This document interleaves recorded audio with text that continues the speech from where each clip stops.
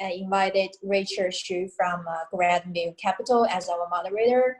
And for the panelists, we invite Joanna Bichsel, founder and CEO of Kasha, Tao Yang, founder and CEO of Kilimall, Wang, founder and CEO of Kikuu, Daniel Maison, founder and CEO of Sky Garden, as well as Nilo Line, founder and CEO of Urban Monks, as our panelist.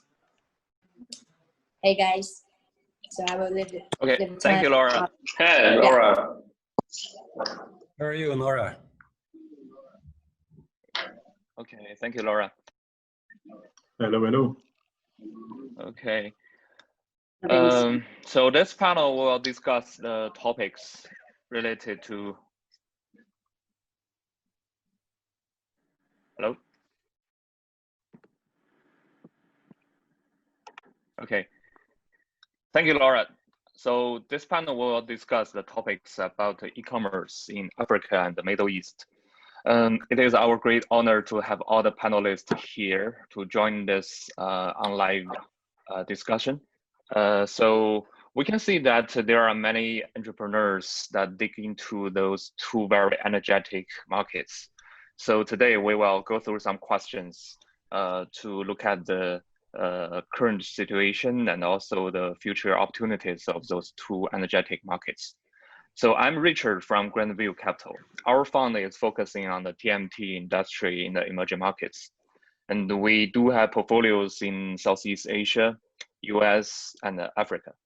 So e-commerce and the related ecosystem, some of them are very important to our focuses. So that's why we focus in this industry. So I would say that for the first part, we do a very brief introduction for each one. I would like to have everyone to make this introduction themselves to tell us what you do and how long you have been to the particular market, either Africa or the Middle East. So maybe 1 or 2 minutes for each. And maybe we can start from Joanna. Joanna is the founder and CEO of Kasha. Hello. Thank you very much. Yes, so I'm the founder and CEO of Kasha. Kasha is an e-commerce platform for women's health and self-care. The company started about 4 years ago in Rwanda, and now we also operate in Kenya, and we have ambitions also to operate Pan-African and across other emerging markets in the world as well.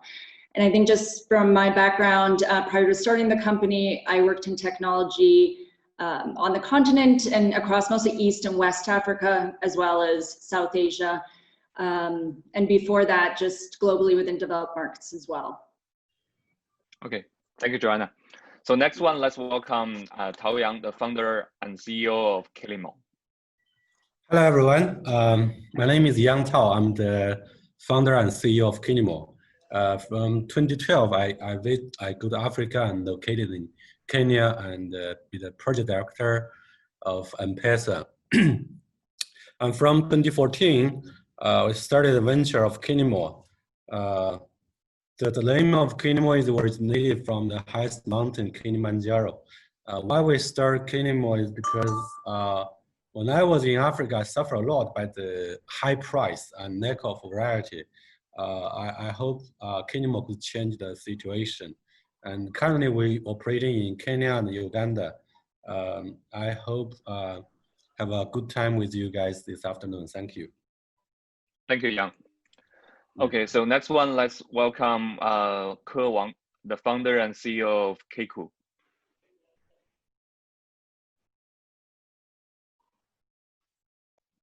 You need to unmute. Yeah. Okay. Okay. Hi, everyone. Thank you for the invitation. This is Wang from Kikuu. Kikuu is a Pan-African cross-border e-commerce platform, and we have local African buyer to buy from China. And now we cover the 9 countries in Africa, and also we focus on small and middle-sized countries such as Ghana, Tanzania, Uganda, and Rwanda. Because of the infrastructure of local is poor, and we also build the payment and the delivery system in each country to make e-commerce available. So in the past year, and we delivered millions of parcels to different countries, and we acquired millions of buyers in each country. And we hope by using Kikuu, and we can make the local life more easier and better. Okay, thank you. Great, thank you, Ke. So next one, let's welcome Daniel Maison from Sky Garden. Hi everyone, glad to be on the panel. My name is Daniel Maison. I serve as CEO and co-founder of Sky Garden, which is an e-commerce software as a service, which also has a marketplace component to it. My background is widely traveled and lived and built businesses around the continent. Born and raised here in Nairobi, and was in charge of international expansion for a rewards and recognition company from South Africa into East Africa into West Africa. And Sky Garden is a solution for a personal issue that I discovered in terms of job creation and finding a platform that really mirrors the market and trade conditions which a lot of merchants face. And when I say merchants, I'm talking all spectrums, all the way from informal to big brands, distributors, etc. So it's 100% tech play. Yeah, looking forward to sharing more insights. Great, thank you, Daniel. So the last one, let's welcome Nelio, the founder and CEO from Urban Monks. Yes, hi, thank you very much for having me. So quick introduction, I'm the founder and CEO of Urban Monks, which is a growth marketing company. I've been in the internet marketing industry for the last decade. I was really one of the first employees at Karim, helped the company through those 2 years, crazy years, where we scaled the company from probably like 10 employees, like 10 to 20 employees to like massive, like 2,000 and plus. After that, I went to other ventures, always here in the Middle East. And now I have started this new growth marketing agency, specifically focused on direct to consumer brands worldwide, but of course, mainly here in the MENA region. Okay, thank you, Nelio. I'm sure that we will have some topics with the marketing and content related to Middle East will drop to you. Okay, so from the first part, I think that definitely everyone made a brief introduction, and we all know the backgrounds and how we start from the very beginning. So we would throw out some like general questions to get answer from all of you, and later on I will, if there are some time left, I will dig into some more deeper questions. So the first thing that we want to discuss is that what is the current situation of the e-commerce in either Middle East and Africa, your particular market? And we all know that the pandemic influenced a lot to the world, to the whole world. So we want to know that the COVID-19 influenced the e-commerce and also the supply chain. So what is the current situation, and also if there are any particular threats and opportunities after those pandemic? So why not we also follow the sequence that we made the introduction, start from Joanna? Sure, yes. So, I mean, for a company like ours, we're e-commerce for health and self-care. And so COVID's presented really interesting opportunities. We definitely saw an increase from the beginning in terms of sales of COVID protection products, probably similar to other e-commerce companies. We're actually growing faster than we expected this year. So we're exceeding our forecasts, and we just generally see more demand for e-commerce. And I think that's been supported as well by government.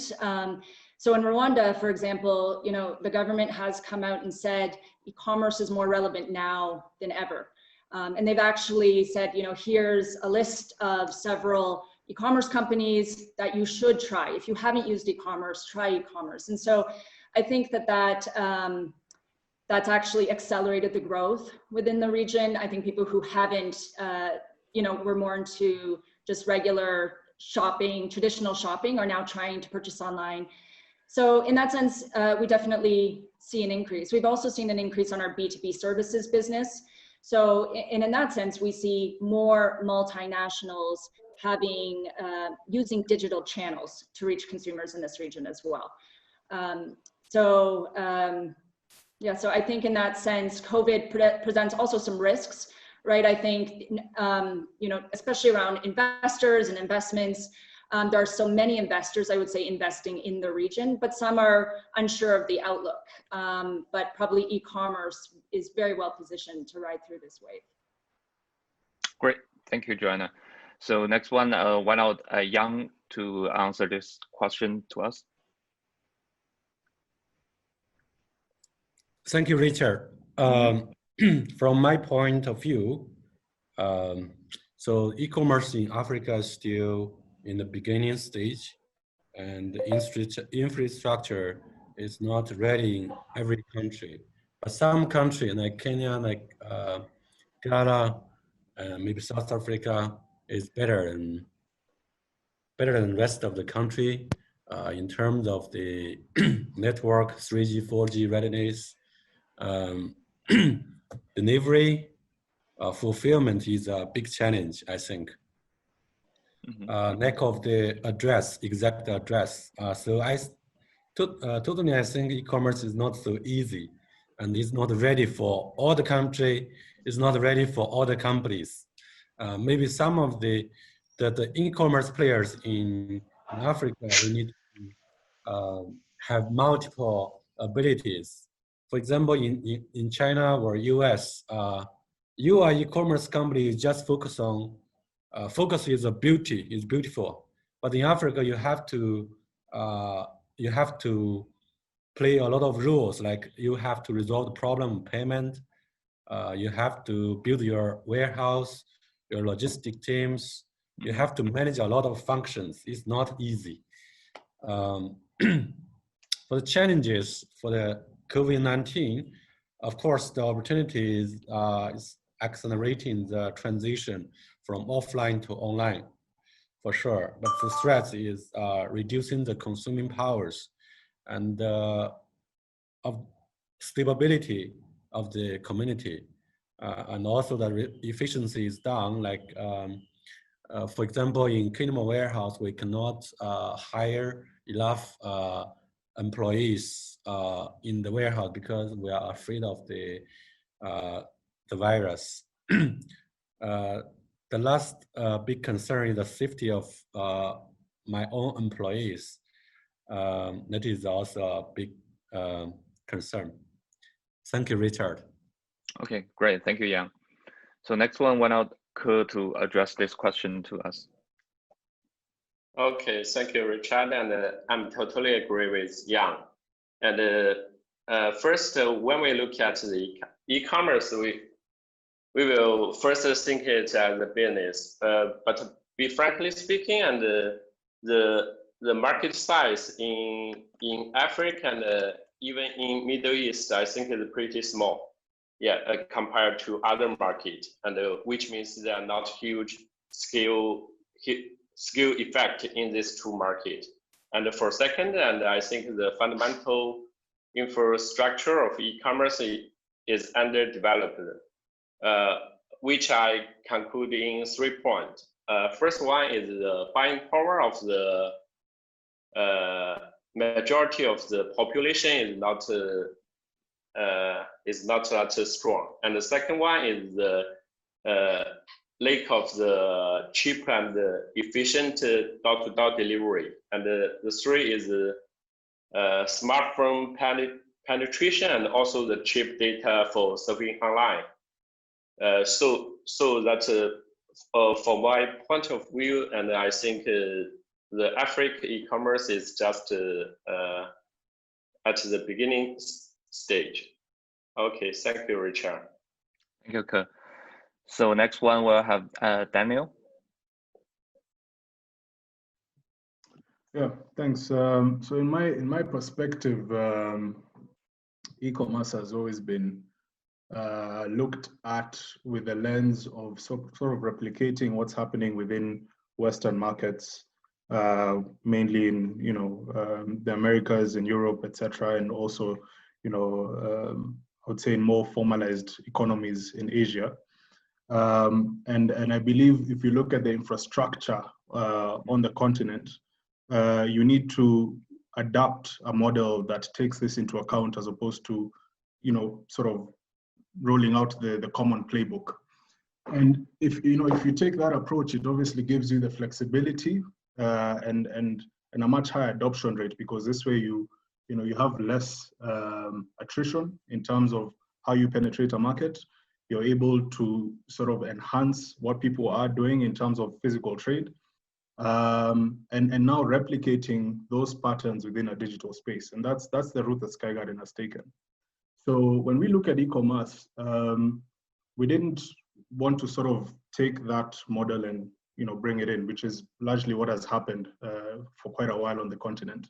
And I believe that has led it to be an extremely, taking that model, an extremely expensive way to scale, to not only scale, but also to start up from a logistics perspective, from a CapEx perspective, and subsequently finding investment. So we've taken a look at using what are the low-hanging fruits.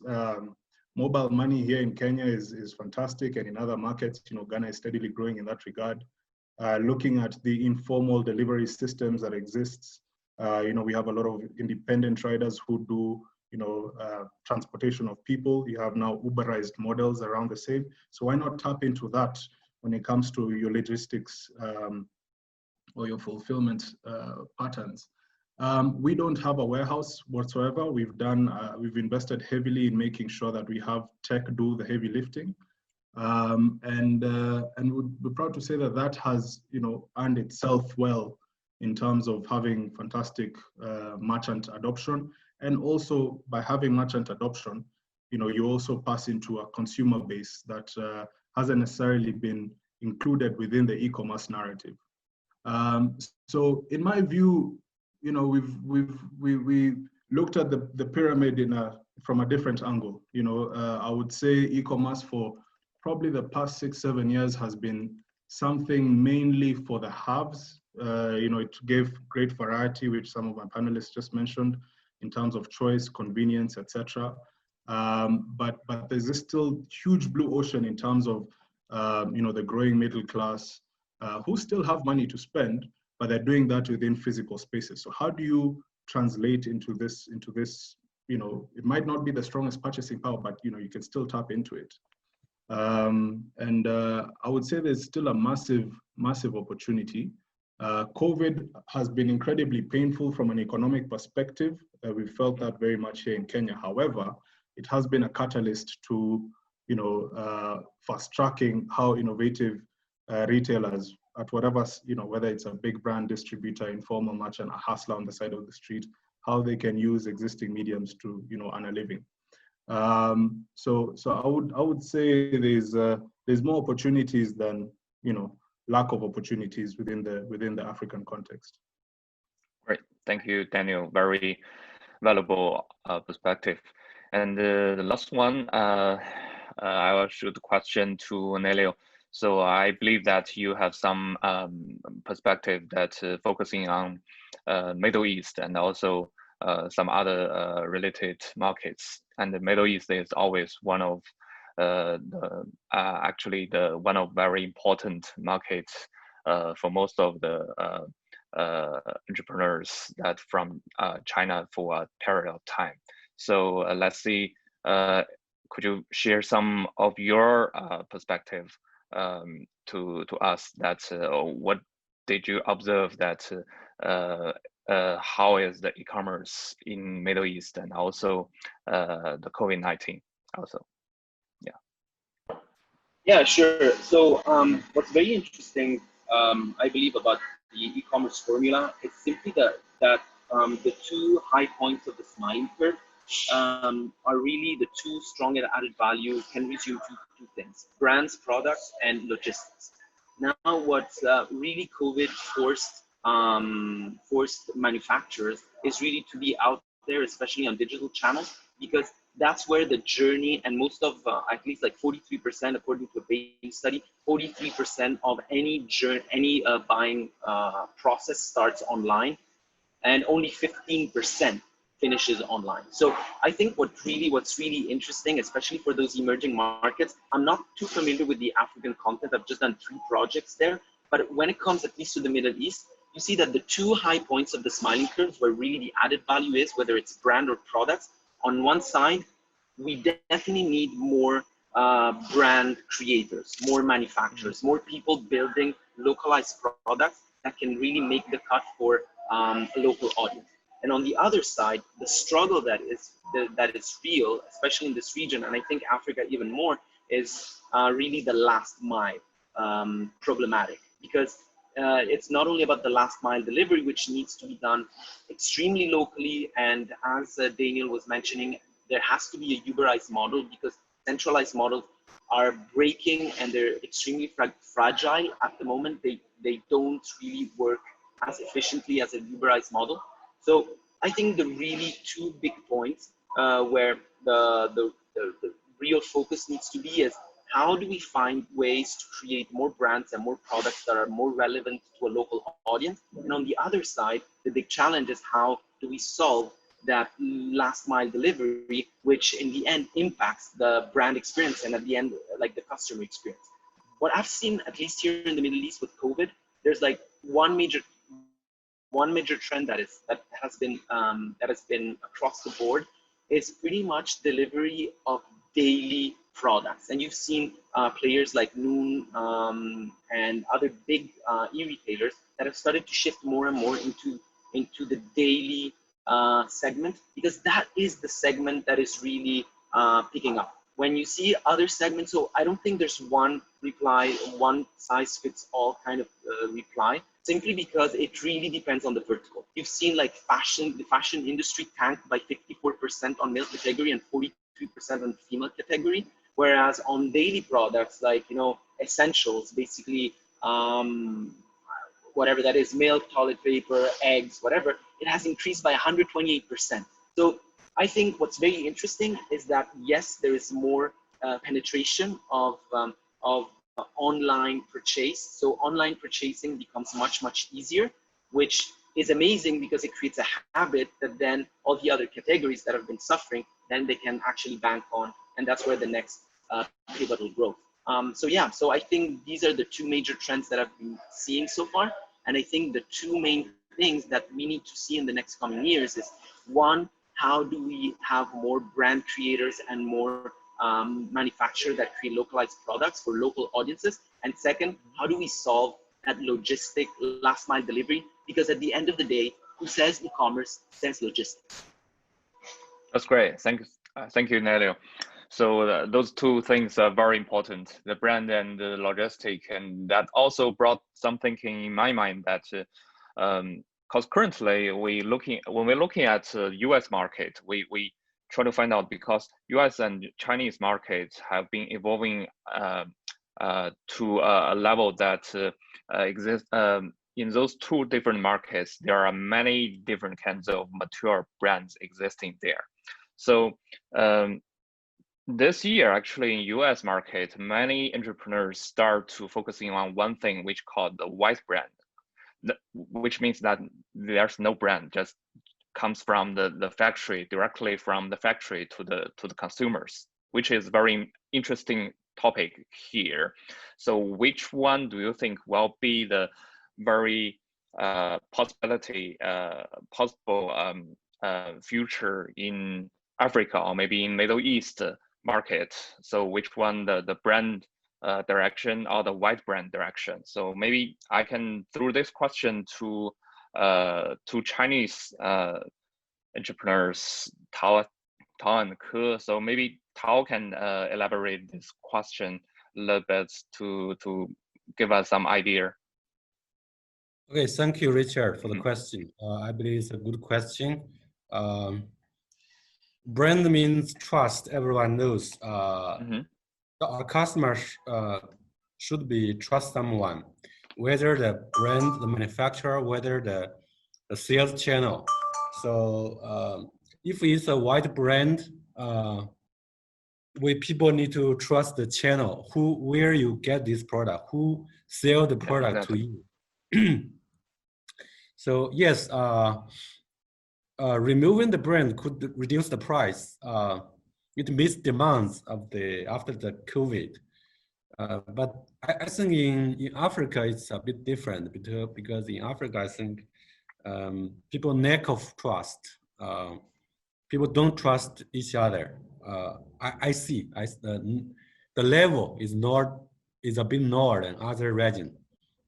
So I think brand is still important to build a brand and build a trust in specific category and leveraging the digital transformation. It's a big chance, I believe. If you only build your brand in offline marketing, it will be a bit slow. For example, if you are a smartphone manufacturer, you go to Africa. If you only rely on the offline channel, it's very hard for you to compete with like Transsion, like Teclo, Infinite, itel. It's very hard. But if you leverage on the online sales channel like Kilimall, Kikuu, it's a bit easier and still has many opportunity to build your own brand in different categories. Yeah, that's all, Richard. Great, thank you, Tao. So next we'll have the perspective from Kikuu. Okay, partly agree with Tao, but from my point of view, and maybe brand means trust, but in another side, brand means the company must do a lot of advertisement to show everyone about brand names. So which means the total price of the product, it may be including the branding branding cost, right? Yeah, which means the people cannot just pay for the real value of the product, but also will pay for the advertisement cost for the product. But I think this situation may be not adopted in African market because the buying power of the local people is pretty low, and first rather they choose a very well-known brand, and they may choose just a small brand. Yet I think just the story of the Indomie, right? Mm-hmm. Yeah, the instant noodle. Yeah, when the product has a better quality, and when the volume is sells in large quantity, and it will become a brand. Yeah, and also I think this kind of story really happened very often in China. First is the volume. Mm-hmm. Yeah, first is volume, and when your volume it became to it became to a skill effect, and it will become a brand. Yeah, just like the story of Xiaomi. Yeah, and also some very cheap product in China. First, they start not from the brand image, and they just sells in very low price and to get the large volume. Then everyone can use that product, and they know the quality of the product is good. So their brand image will set up automatically. Yeah, so I think maybe the new brand product will be very popular in Africa first, and not the branded product. That's very interesting. So thank you, Richard. So curious to see that happen in future. So let's back to our question discussion. The next question I want to through that to Joanna and Daniel. So we all know that many of the platforms that are focusing on a very flat ecosystem want to sell everything. And some of them try to focusing on a very niche market, a sub-market or something. So I know that Kasha is focusing on the product of women's healthy women's product. So I would also be very curious about whether this kind of business model that focusing on a very niche business market will be ready enough in Africa, and also maybe share some ideas about the challenges and the hardness to build up a very vertical e-commerce model in Africa to us. Is that okay?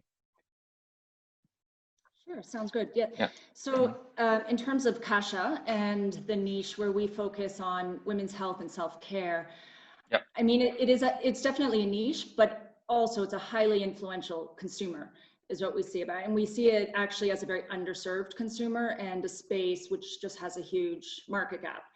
I mean, if you just look at the, a quarter of the population in every country in the world buys feminine hygiene products, right? Every month for 40 years. On top of that, women drive 80% of consumer purchases. They're the decision makers on healthcare for the family. So we do optimize for a niche, but our niche target customer is extremely influential as well. So I think that's how we see it. And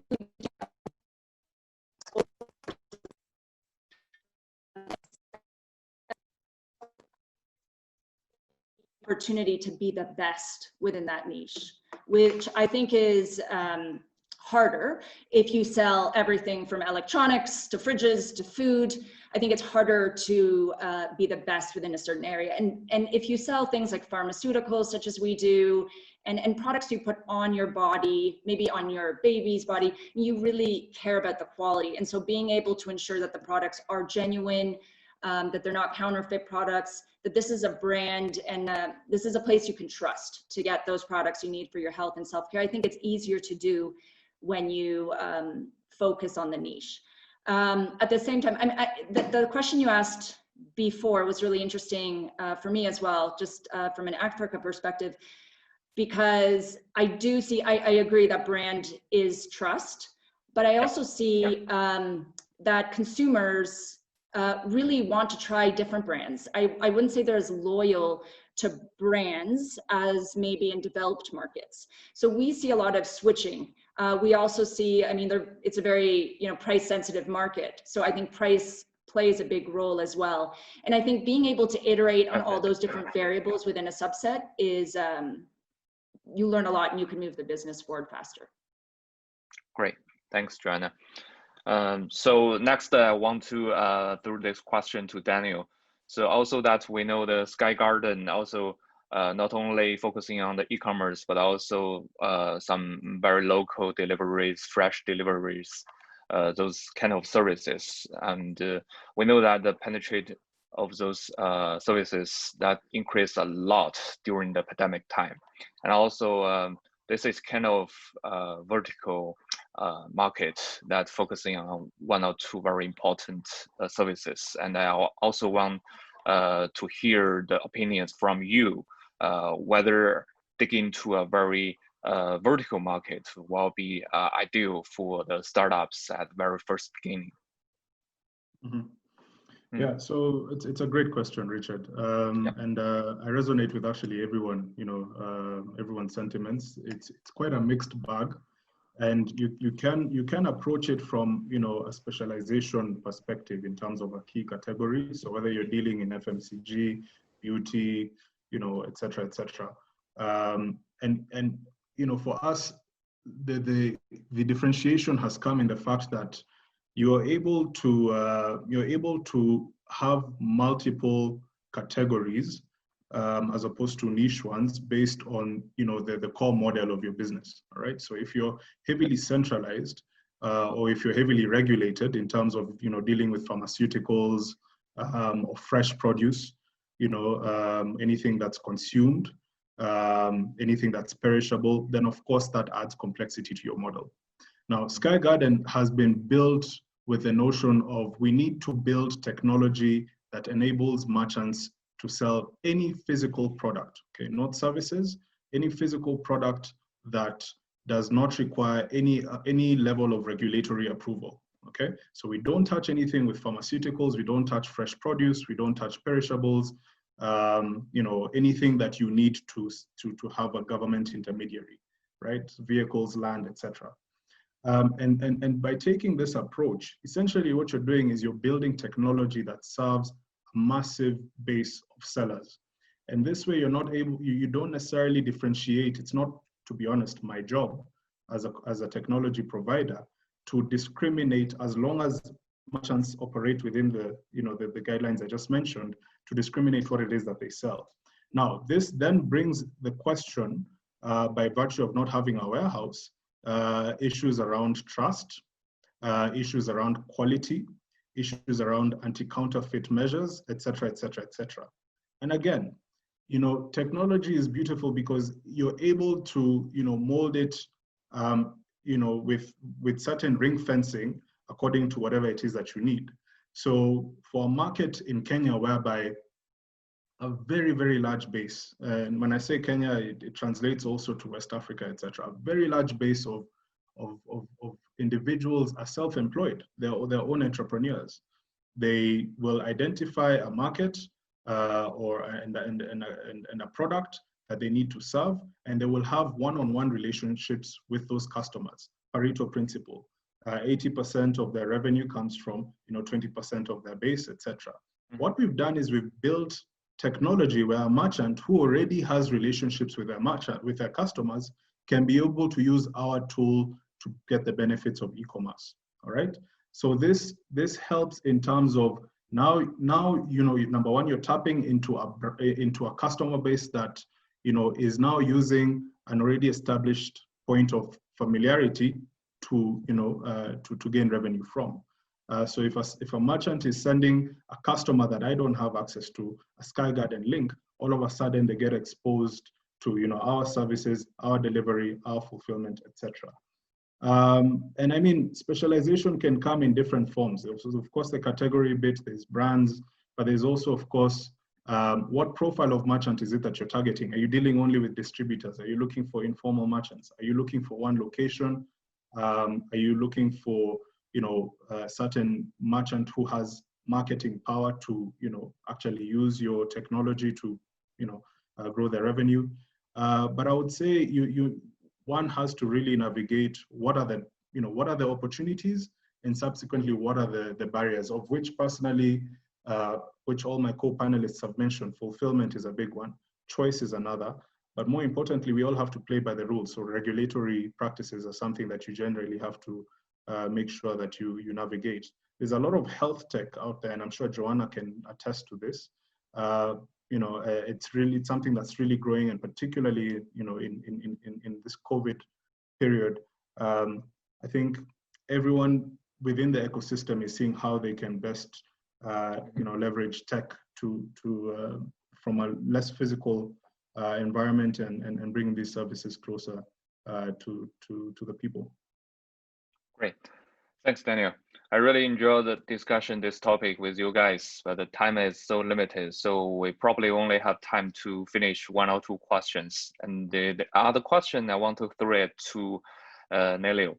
So we've discussed a little bit about the marketing channels and also the content related to e-commerce. We all know that those things are very important. And previously, we can see that the ecosystem are deeply rooted on Facebook, Google, like Shopify, and sometimes we saw that some entrepreneurs start to post their advertisement on TikTok. So do you think that the content ecosystem will influence a lot in future on the e-commerce market? And how can the new startups to grab those opportunities? Yeah, no, you're touching a very essential point, and e-commerce has been proven that in the last few years, more and more progressively, it has become more and more about social selling, and that's why you have this really increase in influencers model and all of that. Right now, today, if you're starting an e-commerce business or a direct-to-consumer business, or if you even want to sell like whatever t-shirts online, you need to have a very strong social selling marketing program. Otherwise, you pretty much won't sell. Why? Because humans are looking for validation and social proof to other humans. So you need that going on. So what I think the biggest trends are going to come from you guys, actually from China. We've seen from that influencer, I forgot the name, probably I can't pronounce it really well, that has been sold more than 3 million units on a live social streaming platform. So I think more and more in the future, what we're going to see, it's going to be a real community play. E-commerce is going community play. This is tangible in Asia as the influencer model is going live. So basically you can like this kind of panel, we would be here talking about something, and then I would show you this and I could actually sell it right now live. Another model is really to create gated communities. That's why you see brands like Lululemon acquiring Mirror for like $100 million. So this is really where I think the next level is going, is taking that influencer model and really scaling it up to a completely different experience that is less friction and it's much more engaging, and that really creates that community around the product, around a certain e-commerce venture that you're trying to build. Whether it's like a direct to consumer through Shopify, whatever that is, or if it's like a bigger platform like the Amazon. Okay, great. Thanks, Nelio. So actually, I agree a lot, and thank you for the sharing about this. And we know that the content and the social related to the e-commerce is a very big topic. We can finish a panel particularly on that. So due to the time limitation, so probably we'll only have time for the last question from some of the audience on the Zoom. So I got a very interesting question from one of our audience, said that for e-commerce companies that's operating in politically fragmented and unstable countries, especially different countries, okay, what are the steps they can take to mitigate relevant risks? So it's a question related to the risks. So I'll just keep open. So whom want to take this question, so can just raise hand, or maybe, yeah. Okay, so Daniel. Yeah, sure. Well, from my perspective, you know, Sky Garden as it stands is only operating in Kenya, so we don't have an international footprint as yet. This is in the works. However, within the Kenyan context, we do enjoy a relative form of stability. However, there are times where, you know, during elections, you know, things can be quite tense, you know, and that obviously disrupts the flow of products, the merchant's ability to actually produce, import, and, you know, feed into the supply chain as you would from a digital perspective. You know, I'm going to use the political instability is one, and this is where, you know, services such as, of course, insurance, such as goods in transit and insuring yourself against such risks and liabilities, both on a consumer and merchant side, come in play. And there are service providers around that, right? Both from the supplier, both from the logistics partners, etc., to make sure that customers at least are safe from a payment and fulfillment side. However, the other thing is just, I think COVID is a perfect example. It may not necessarily be to political destabilization, but I mean, in about 2-3 weeks, the whole, you know, the entire space, every company that existed, whether they've been there for 1 month or 1 year, has become a startup in terms of rethinking how it is that they can get their products. And we were really blessed and fortunate in the fact that, we as the tech community in Kenya have a very progressive government in the sense of them setting up an actual committee to see how technology and all the players, whether it's in fintech or e-commerce or the banking space, can all come together and actually have certain licensing that would surpass curfews in order to be vehicles of goods delivery and service delivery. And as a result, the economy may be greatly constricted, but still is alive. There's still a pulse, so to speak. And this is something that really breathes much needed oxygen to startups and also helps everyone putting on their innovation caps, etc. So it's a matter of, to answer that question, I think it's a great question. It's a matter of collaboration. There's a great dependency of having, a forward-thinking government in terms of seeing that they obviously can't do it alone, and they need to foster some elements of growth, etc. And while I say that, there are, other issues such as prohibitive tax environments, etc. But I mean, it's just taking advantage of logistics, insurance, government participation through private sector alliances, etc. To sort of cushion yourself against these things. And of course, communication is key. So if you know you're not going to be able to serve a particular area or particular customer base or particular category, obviously, don't prevent any future losses by just communicating as such and waiting for things to cool down. Thankfully, we haven't gotten there yet, and there's a lot more collaboration between governments and ownership. We have a continental free trade agreement that's being tabled and hopefully should be coming out very soon. And that will obviously make borders a lot more porous and bring in a much more conducive environment for digital economies to grow and thrive. Great, thanks, Daniel.